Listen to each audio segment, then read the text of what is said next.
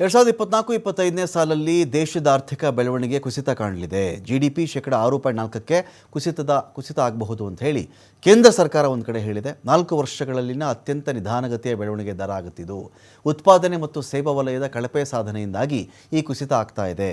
ರಾಷ್ಟ್ರೀಯ ಸಾಂಖ್ಯಿಕ ಕಚೇರಿ ರಿಲೀಸ್ ಮಾಡಿರತಕ್ಕಂಥ ವರದಿಯಲ್ಲಿ ಇದು ಬಹಿರಂಗವಾಗಿದೆ. ನಿಮ್ಗೆ ನೋಡಿ, ಒಂದು ಕಡೆ ಉತ್ಪಾದನೆ ಮತ್ತು ಸೇವಾ ವಲಯ ಭಾರತದ ಸ್ಟ್ರೆಂತೇ ಉತ್ಪಾದನೆಗಿಂತ ಸೇವಾ ವಲಯದ ಸ್ಟ್ರೆಂತು ಜಾಸ್ತಿ ಭಾರತಕ್ಕೆ. ಅಂದರೆ ವಿದೇಶಗಳಿಗೆ ನಾವು ಸಾಫ್ಟ್ವೇರ್ ಸೇವೆಯನ್ನು ಒದಗಿಸ್ತೀವಲ್ಲ ಅದು ಸೇವಾ ವಲಯಕ್ಕೆ ಬರುತ್ತೆ. ಉತ್ಪಾದನೆಯೂ ಕಡಿಮೆ ಆಗಿ ಸೇವಾ ವಲಯವೂ ಕೂಡ ಒಂದು ಕಡೆ ಕಳೆಗುಂದು ಬಿಟ್ಟರೆ ಗತಿ ಏನು ಅಂತ. ಹೆಚ್ಚು ಆಮದಿನ ಕಡೆಗೆ ಭಾರತ ಗಮನ ಕೊಡ್ತಾ ಇದೆಯಾ, ಬೇರೆ ದೇಶದಿಂದ ತರಿಸಿಕೊಳ್ಳುವುದರ ಕಡೆಗೆ ಗಮನ ಕೊಡ್ತಾ ಇದೆಯಾ ಅಂತ ಬಂದಾಗ ಇಲ್ಲಿನ ಉತ್ಪಾದನೆ ಸಹಜವಾಗಿ ಕಡಿಮೆ ಆಗುತ್ತೆ, ಅಥವಾ ಸಿಕ್ಕಂಥ ಉತ್ಪನ್ನಕ್ಕೆ ಒಳ್ಳೆ ಬೆಲೆ ಸಿಗಲ್ಲ. ಉತ್ಪಾದನೆ ಏನೋ ಮಾಡಿರ್ತಾರೆ, ಬೇರೆ ದೇಶದಿಂದ ಕಡಿಮೆ ಬೆಲೆಗೆ ಇನ್ನೂ ಕಡಿಮೆ ಬೆಲೆಗೆ ಇದು ಬಂದುಬಿಟ್ಟಾಗ ಇಲ್ಲಿ ಇವರ ಉತ್ಪಾದನೆಗೆ ಬೆಲೆ ಸಿಗಲ್ಲ.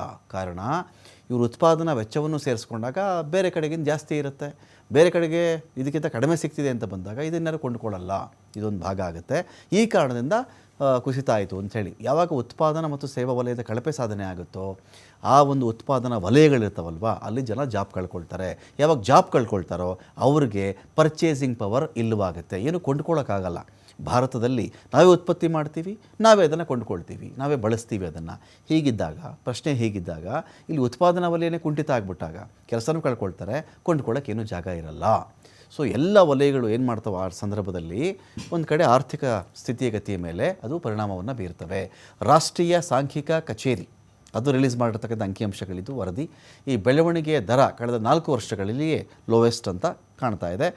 ಅತಿಯಾಗಿ ಸುರಿದಂಥ ಮಳೆ, ಜಾಗತಿಕ ಬಿಕ್ಕಟ್ಟು, ಡಾಲರ್ ಮೌಲ್ಯದಲ್ಲಿ ಏರಿಕೆ ಆಗಿರೋದು, ವಿದೇಶಿ ಹೂಡಿಕೆದಾರರು ಬಂಡವಾಳವನ್ನು ವಾಪಸ್ ತಗೋತಾ ಇರೋದು, ಹಲವು ವಲಯಗಳಲ್ಲಿ ರಫ್ತು ಪ್ರಮಾಣ ಇಳಿಕೆ ಆಗಿರೋದು, ಎಲ್ಲವೂ ಕೂಡ ಸೇರಿ ಈ ಪರಿಸ್ಥಿತಿಗೆ ಬಂತು.